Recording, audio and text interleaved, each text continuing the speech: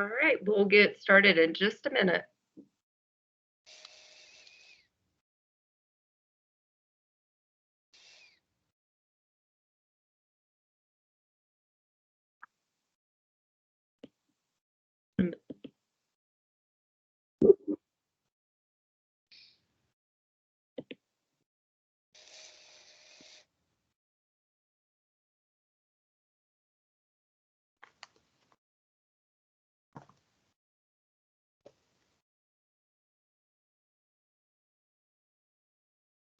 All right, good morning, everybody. It is 9 o'clock, and I want to be respectful of everybody's time. We are excited to talk to you today about significant disproportionality.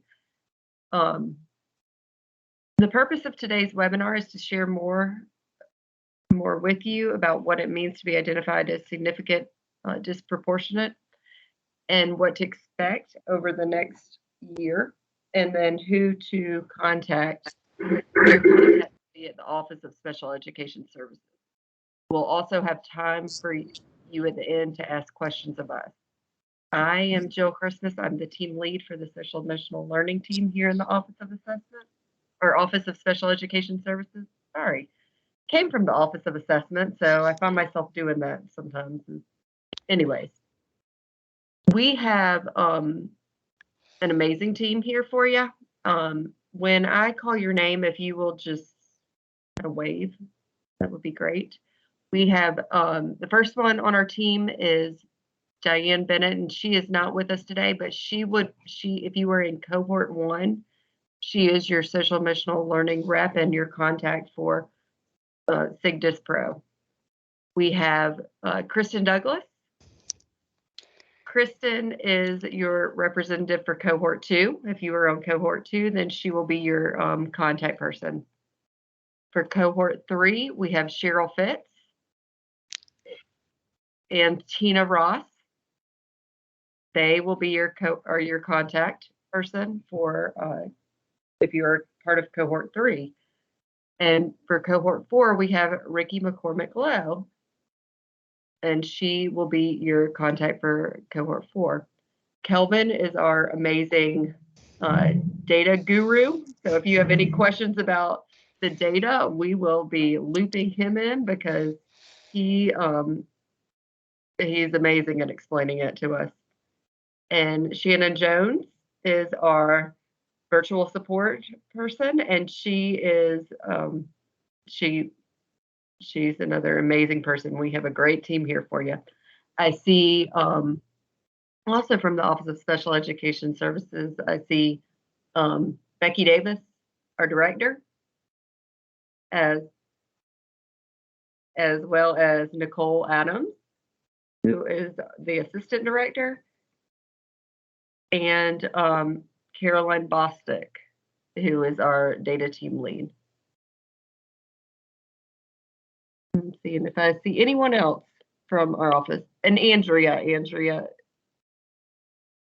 Michelle. All right, at this point, I am going to turn it over to Kelvin, who will get us started.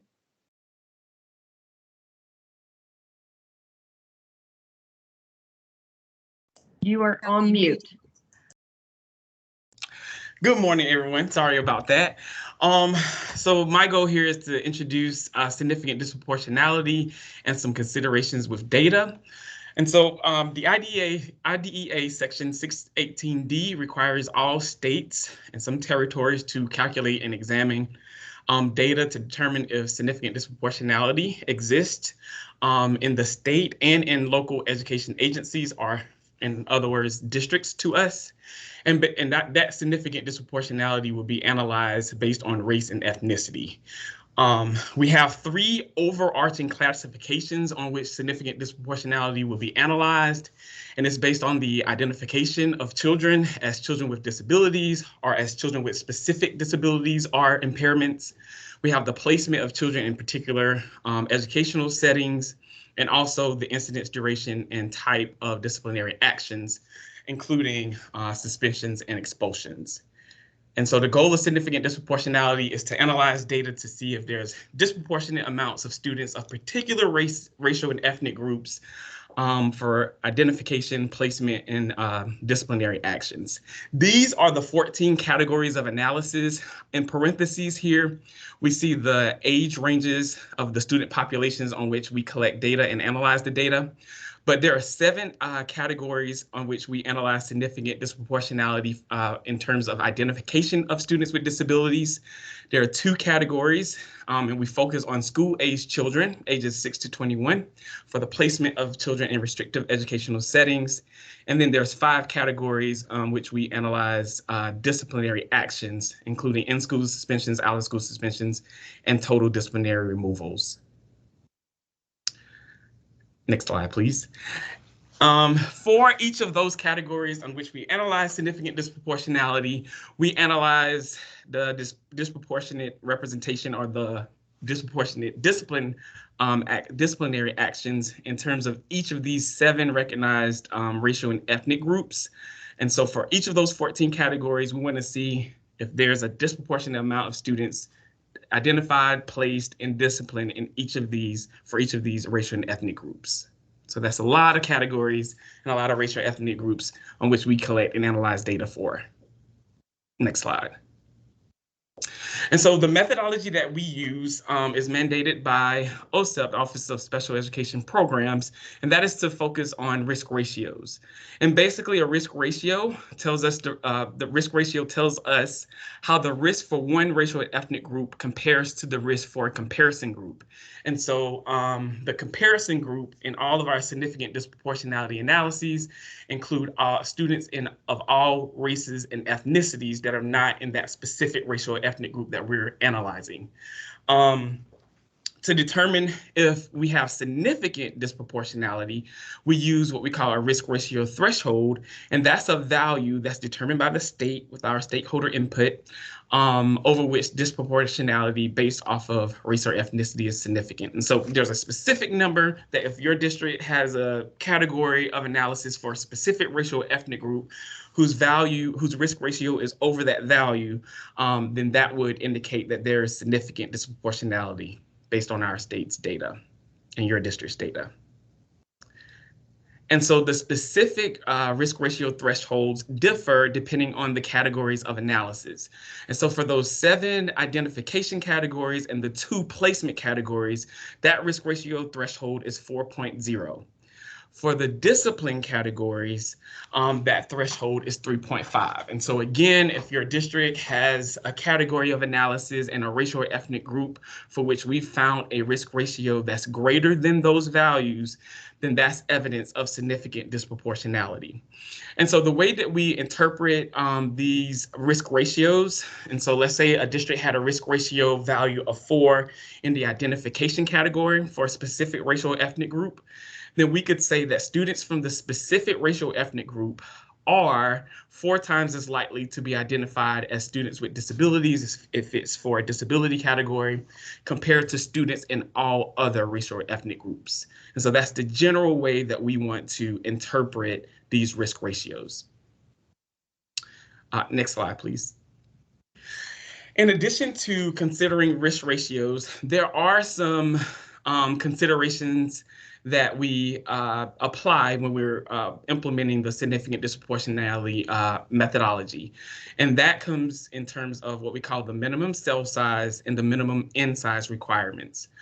The minimum cell size requirement set by our state is 10 children. And these are children who are experiencing the particular outcome that each of the categories are based on. And so for identification categories, it's basically the number of children identified as children with disabilities or the specific disability. For the placement categories, it refers to the number of children placed in a particular educational setting. And then the discipline categories, it's the number of children receiving certain disciplinary actions. And so without showing you the formula, I think these are the best ways to do it. And it's by racial or ethnic group or by the comparison group. It's looking at those specific number of children. If the number of children is less than that minimum number, then there's not enough data for us to accurately have faith that the risk ratio is reliable and stable. And so we have some other considerations that will come into play once that happens. In terms of the minimum N size, this is the minimum number that's set by the state of 30 children. And this is usually referring to children who are enrolled in the LEA. For the identification categories, it includes all children who are enrolled. That includes general ed and special ed students. And then for placement and discipline categories, it refers to the number of students with IEPs. And so if your district doesn't have enough enrollment, if they don't have at least 30 students enrolled, then you would not meet the minimum N size. And so when that happens, we go into some other considerations instead of calculating a risk ratio. Next slide. And that next option for when the minimum cell size and N size are not met is to use what we call an alternate risk ratio.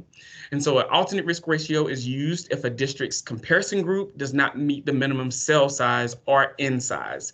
And so remember, the comparison group is the group of students who are in all other racial and ethnic groups that's not including that specific racial or ethnic group that you are analyzing. And so if the minimum N size or cell size is not met for that group, then what we do is we calculate that alternate risk ratio and we use state level data for the comparison group instead of using your district level data.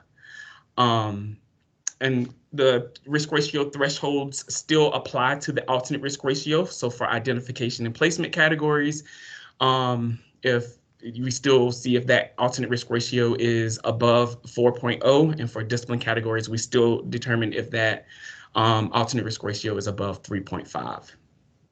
Next slide. In addition to that, we use two flexibilities that OSEP, the Office of Special Education Programs, allows state to utilize.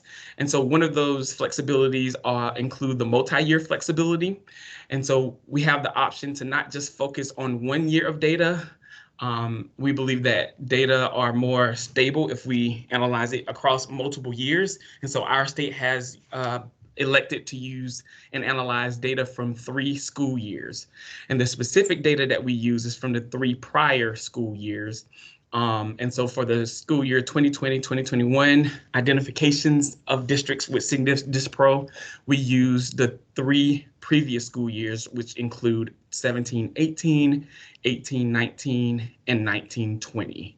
And so for a district to be identified as a district with significant disproportionality in whatever category and for whatever racial or ethnic group they have been identified for, they would have had to have a risk ratio over that threshold in each of those 3 years.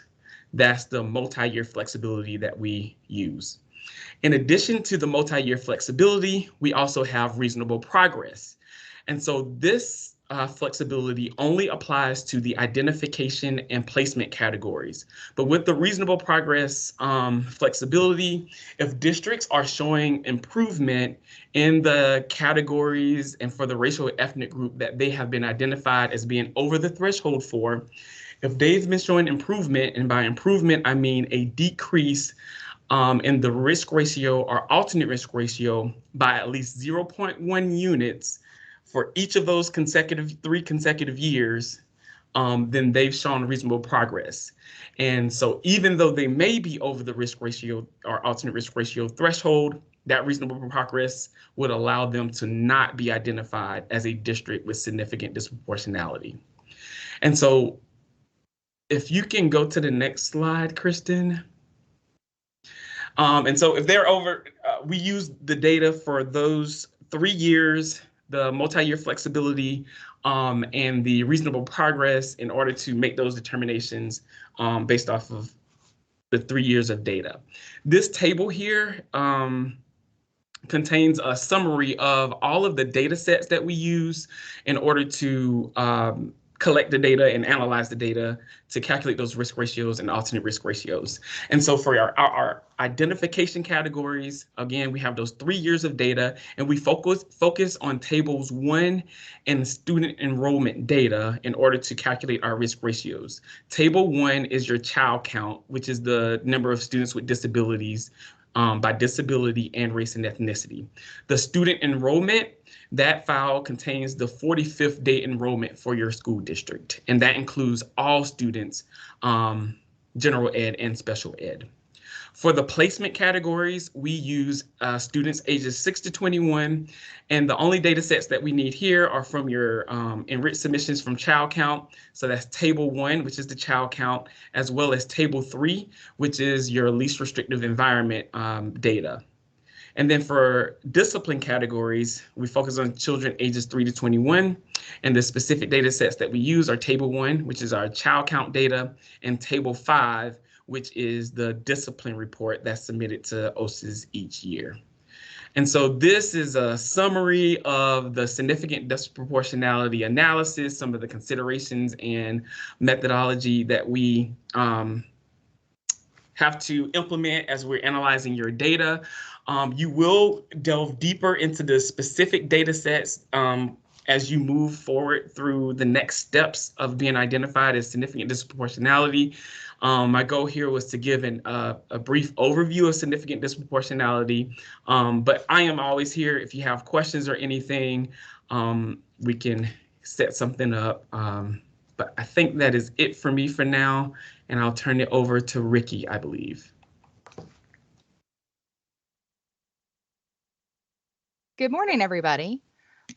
So one thing that Kelvin just talked about was that you're going to delve deeper into data, and you're going to delve deeper into actually a lot of things. And one of the reasons that we're coming together today is because we want you to know that we're doing this together. Although that your district is impacted individually, we want you to know that not only here at OSIS that we're here to support you, but you will have the support from the other districts that are in the same situation that you are.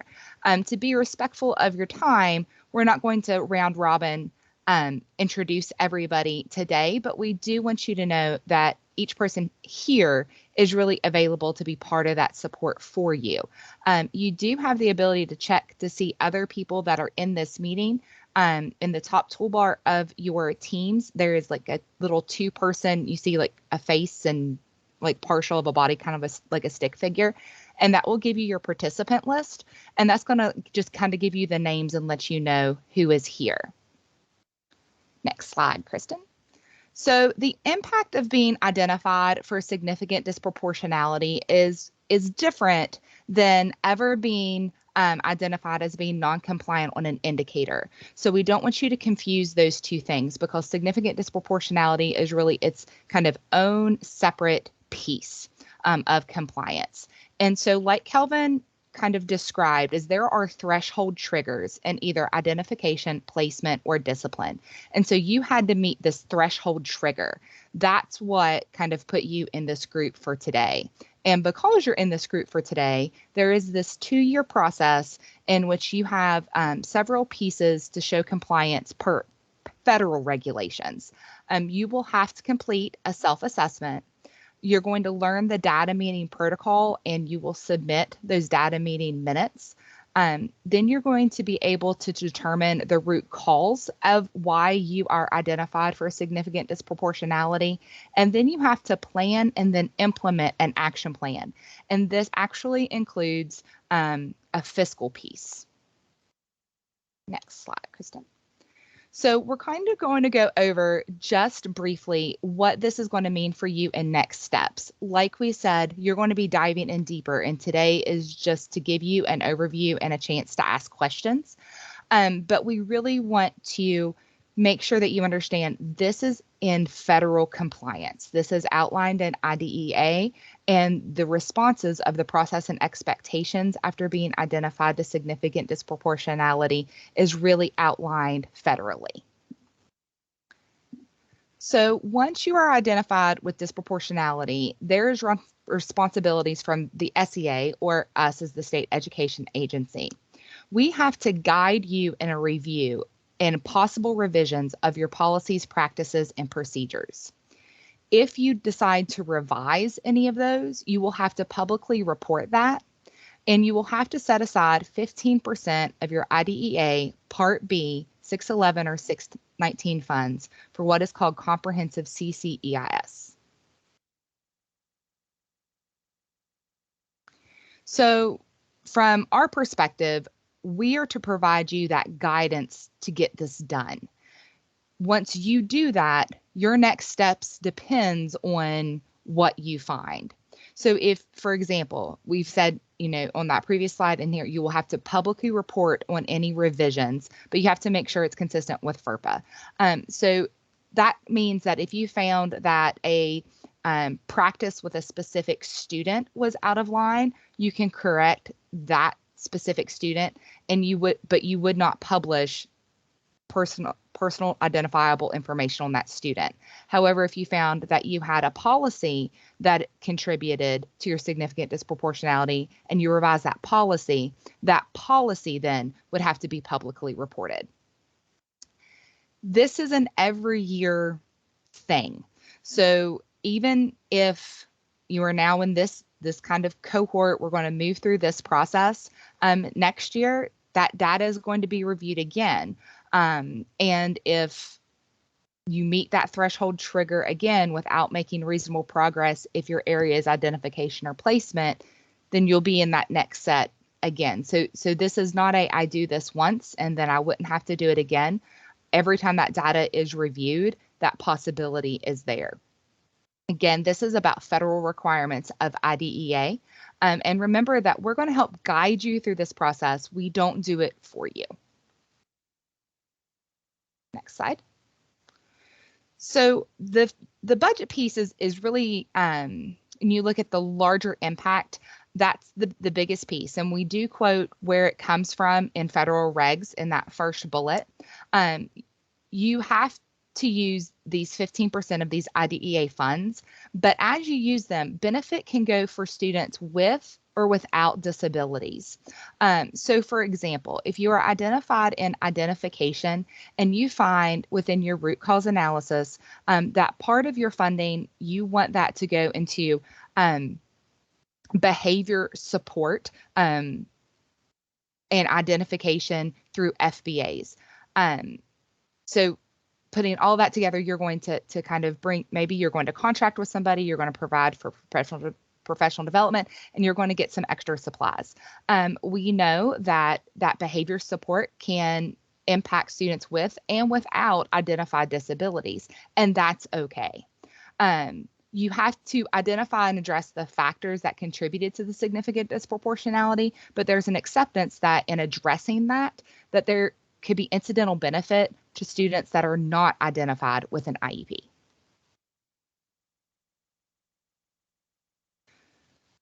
So remember, overall, when you're spending this, it's student needs based on this root cause that you identify. But even if there's incidental benefit for students that are not identified with an IEP, that's okay. But you have to supplement what you're doing and not supplant them. That term, you have to supplement, not supplant. You hear that a lot when you talk about federal funding in general. So for example, if this is something new for you and you haven't quite heard those terms that you are going to supplement but not supplant, that means you can what you're going to do is bring in something extra that you wouldn't typically do, but it cannot replace something that you were already doing. So, for example, if you were already paying for professional development for a group of evaluators every year to do FBA training, you could not then say, I'm going to take my 15% and pay for that piece, because you're already doing that. That would then be supplanting a service that you had already deemed appropriate within your structure. To supplement it, it may be that you're bringing in more people, or you're adding in another day or another layer, or you're adding in that you're going to pay for those supplies. That's that extra piece, and that is supplementing that process. Remember that this can be provided from age 3 when they enter in our school system all the way through grade 12. So when you're looking at the impact on your budget, if there is an activity that is specifically within early childhood, that's okay, as long as then it supports the need that was identified through your root cause analysis. It has to be 15% of your 22-23 school year funds. So your budget for this current school year that we've just started, that's not the one that you have to take that 15% from. it's the following school year. The three large categories of allowable expenses include professional development, education and behavior evaluations, and think of supplementing and not supplanting. So if you would bring in an outside agency or an outside consultant to review or do additional evaluations, it would not be for the evaluations that you're currently providing for fiscally through your current psychologists or diagnosticians or coordinators that help do your evaluations, as well as services and supports. And it also can be used to help address your policies, practices, and procedures. Again, in the self-assessment and the root cause analysis, part of this is to really look at how did you get here and what influenced that. And so if a revision to a policy is what is needed, and you need to bring in either an outside company or something additional to help revise that policy, that is also an allowable service within this 15%. This is your overall timeline. You are actually going to have this graphic readily available to you in what Tina is going to introduce to you in about 30 seconds. And so don't feel like you need to just screenshot right now or try to jot everything down. So right now we're in this area that you have been identified, that data has been verified, and we're introducing this to you. What's going to happen next is that you're going to get involved in the process and you're going to start your data meetings, speaking to your stakeholders, getting all of that together to start moving forward. And the first thing that will actually be due to us to review is your RCA that is specific to your significant disproportionality, and that's February 2022. As you can see, this is going to take you through the end of that 22-23 school year. So keep in mind that we have previous data puts you in this school year, but the process is truly over a 2 school year time period. Everything that we've kind of talked about where you're going to dive in deeper, that's where we're going to turn this over to Tina and let her explain our learning management system. Okay, so Ricky has talked about we're here to guide you. And one of the ways that we're going to guide you is through an online course. And it's going to be a step-by-step course as we move through. So if you want to go to the next one, Kristen.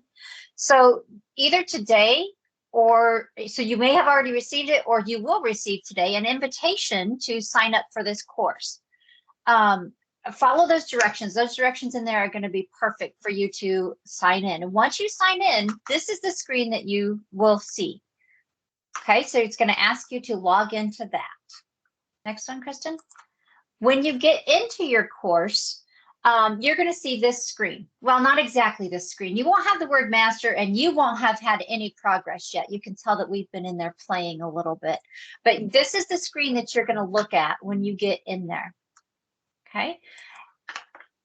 And I'm going to give you some tips and tricks, and that's only because as we've been in there playing, I've found some of these to trip me up a little bit. So I just want to share some of those with you. One of the things that we have set up is you will not be able to jump around in this course. You will have to finish things sequentially. It'll follow that timeline that Ricky just had up on the screen. So you need to work through this course piece by piece as you go through and get ready to write that RCA, which is due in February. One of the things that you can see, and I tried to highlight it there in yellow, you can see how much you are progressing through the course. Okay, again, this is us playing in the course. You will have progress 0 out of 4 for this section, but you will be able to follow along, see how much you still have to do. If you look at that blue, then the module 1, what is significant disproportionality? When you click on those, it will take you to that module. And the next screen is actually the introductory screen. I've clicked on that. And I want you to look at a couple different things on this. When you look in the top right-hand corner, you'll see the sections within that module. Okay, so you can see what all that you need to do in that module before you can move on to the next one. The second thing that I have highlighted there, or I have circled, I guess, is that blue forward arrow. You are going to need to pay attention to those arrows, because if you don't, like I said, these are sequentially. If you don't follow those arrows, you're going to get frustrated and wonder why you can't move on. It's those arrows that allow you to move from section 1 to section 2, section 2 to section 3. Okay, so don't forget about those arrows. When you get, next, Kristen. When you get to the end of the section, your blue forward arrow disappears. All you have is a go back or a go to the top. But if you look right underneath that, so step 2, you will see that you can move on to the next section. So if we think back to the previous slide where we had 5 sections in that module, what this shows me is that I'm at the end of section 5. I'm ready to go on to the next set. So make sure you're just following the blue arrows. I'm telling you, these, you can get lost the first couple of times, but if you do, don't freak out. Just let one of us know and we can walk you through what's going on. But it's really pretty handy once you understand these little tricks to it. Okay. So again, that's just a really, really quick overview of how we're guiding you. That doesn't mean that we only expect you to look at this. Any of us are available to answer your questions. Jill explained who was available in cohorts 1, 2, 3, and 4. And so you could reach out to us at any point and ask questions if you need to. So it looks like Kristen is up next. I am up next. Thanks, Tina. Everyone, I'm Kristen Douglas, and I'm here to talk to you a little bit about the support that we are, oops, but my mouse is clicking ahead. There we go. The support that that we will provide for you. Remember, Ricky said just several slides ago that that we're walking this walk with you, and so part of our today was to just introduce you to this process, give you some tools through that LMS course that you and your team will be able to engage in and work through as you are walking through significant disproportionality. We also have a technical assistance that will be provided through BASC, and BASC is our Behavioral Alliance of South Carolina. And BASC will be provided for you through a memorandum of understanding, that is an MOU, without cost. So this is not tied to any funding. What your district will receive through technical assistance that's provided by BASC is you will receive a BASC coach. And you should watch your email in the next month or so for an introductory email and a video introducing BASC and your BASC coach. You will look and check in your if your search or filter system in your email is really good. Sometimes those emails from BASC ends up in your junk mail or your spam. Check in there. If by like October 1 or so you haven't gotten anything, you could reach out to one of us, but also check your clutter, your junk box for that email just in case. You will also receive through your BASC coach that MOU. It's a document that it will outline an understanding of all of the services that your BASC coach will engage in with your district, and you will be guided through this work not only through the LMS course, but the work with your BASC coach through a high leverages practices e-manual. That will help guide your work with BASC and then some. So remember, we talked to you about really examining your policies, your practices, your procedures, and providing that guidance. Your BASC coach and the work with BASC will help you go through that process to really examine your policies, your practices, your procedures, and help guide you through this work. You will also have an opportunity to engage in a community of practice with other BASC districts who've walked this walk before you, who are walking this walk with you, and that way you can learn and grow with other districts who are walking this walk as well. So that is the assistance that we are providing as well. Again, I will just reiterate what Jill has said, and Kelvin and Ricky and our whole team, Tina, that we are here for you. You can reach out to any one of us at any time with any questions, and I will put up some information and throw it back to Jill. Jill, you want to close this out? Sure. Here's our contact information. If you have any questions, or please contact us. But While you have us, is there any questions that you have right now? Feel free to unmute yourself or put it in the chat.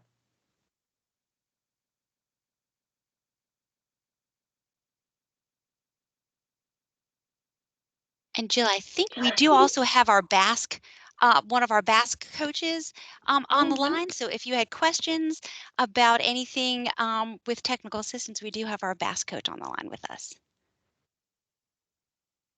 Aaron, do you want to introduce yourself? Can you guys hear me okay? Yes. Okay, wonderful, wonderful. Yes, hi guys, I'm Erin Scherter, and I'm one of the coaches with the Behavioral Alliance of South Carolina and part of your technical assistance. We've been working with some of you and looking forward to working with more of you as we move forward, and here to answer any questions or respond to any emails if you have questions later. Thanks for letting me join today. It's been really informative. Thanks, Erin. All right. Well, I know that this was a lot to digest, and if there is any questions that you think of today or in the next, as you're walking through the course, feel free to reach out to us. We are here to support you and to help. Hey, Jill, this is Susan. I do have a question. Hey, Susan. When we're looking at those modules, about how long do they take to complete so we can plan accordingly? I'm going to turn it over to Shannon to answer that question. Good morning. It honestly depends on the module and what our content is in that module. We try to do a lot of preparation up front in terms of letting you know what's coming next and what you need to be prepared for.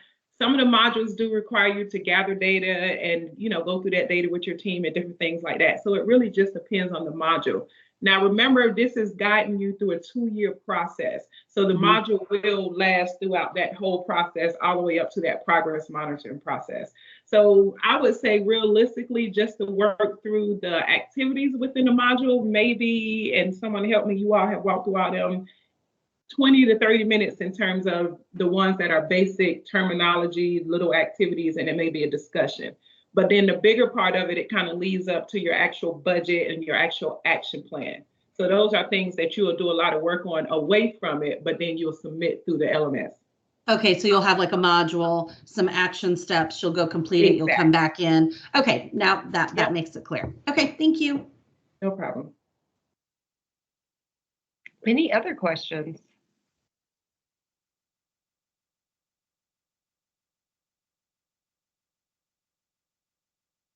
All right. Well, if there are no other questions, have a fabulous Wednesday, and we look forward to working with you.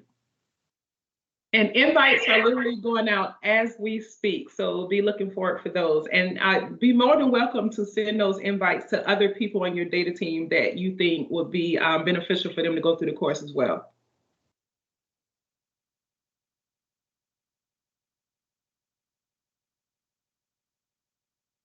All right. Thank you. Thanks, everybody. Thank you, guys. Have a great rest of your week.